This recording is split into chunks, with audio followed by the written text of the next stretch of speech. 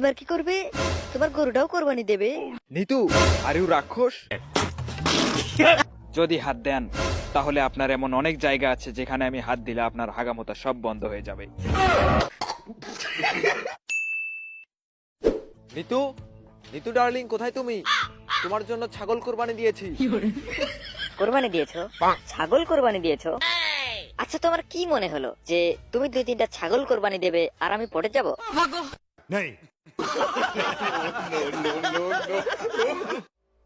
আমি ছাগলের গোশত খাই না। এবার কি করবে?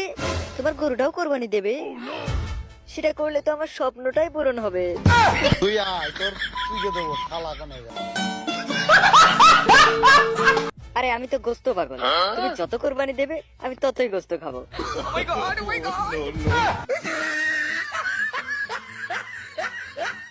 নিতু, আর ইউ রাক্ষস? No my dear, I am পেটু। এই এই তুই কি মনে করছিস? হ্যাঁ, আমি তোর জন্য কোরবানি দিতেই থাকবো আর তুই গোস্ত খেতেই থাকবি? লুক, আই অ্যাম কসাই আরিয়ান মির্জা, কোন গরুর দালাল না। তুই গরুর গোস্ত খাবি? যা, এবার হাঁসের গোস্তও পাবি না। देखा आपने लापरवाही का नतीजा है।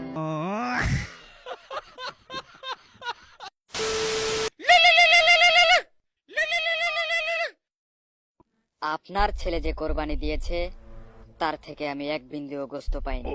আমি নিজে গিয়ে গোস্ত নিয়ে আসবো। আমি আশা করব মিসকিন হিসেবে আপনি আমায় গোস্ত দেবেন।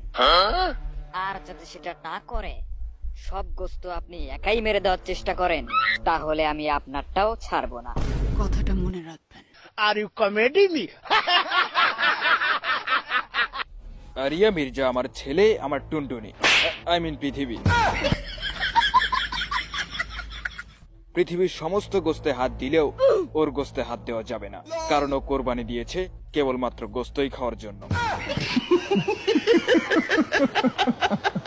যদি হাত দেন তাহলে আপনার এমন অনেক জায়গা আছে যেখানে আমি হাত দিলে আপনার হাগামোতা সব বন্ধ হয়ে যাবে। তখন গোস্ত খাওয়া তো দূরে থাক, যেগুলো খেয়েছেন সেইগুলোই আর বের করতে পারবেন না।